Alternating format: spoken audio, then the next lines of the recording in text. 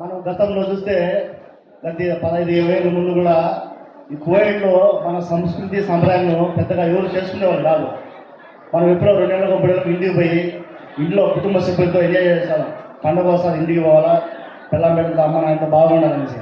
ఇప్పుడైతే పరిస్థితి కువైట్లో ప్రతి కుల సంఘాలు ప్రతి ఒక్కరు కూడా కులాలకు మతాలకు అతీతంగా ఇక్కడే సంక్రాంతి సంబరాలు కానీ ఉగాది సంబరాలు కానీ మన పండుగలు ఏవైతే ఉంటాయో ప్రతి ఒక్కటి కూడా అవన్నీ కువైట్లోనే చాలా బ్రహ్మాండంగా చేస్తారు.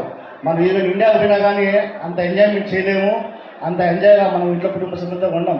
అవన్నీ కూడా ఇక్కడ ప్రతి ఒక్క కుల సంఘం పేరున అందరికీ కూడా ఈ మన సంస్కృతిని సాంప్రదాయాన్ని ఇక్కడ ఉట్టిపడేలా చాలా సంతోషంగా చాలా బాగా ఆనందంగా చేస్తారు. అందరికీ కూడా నేను ప్రతి కువైట్లో ఉండే ప్రతి కుల సంఘాలందరికీ కూడా నా మనస్ఫూర్తిగా ధన్యవాదాలు తెలుపుకుంటున్నా. అలాగే ఈరోజు ముఖ్యంగా ఇక్కడికి మమ్మల్ని అందరినీ ఆహ్వానించిన శ్రీకృష్ణ సంఘం సభ్యులందరికీ, మన రమేష్ గారికి అందరికీ కూడా నా మనస్ఫూర్తిగా ధన్యవాదాలు తెలియజేసుకుంటూ అందరికీ మరొకసారి కనుమ శుభాకాంక్షలు. Thank you. జై హింద్.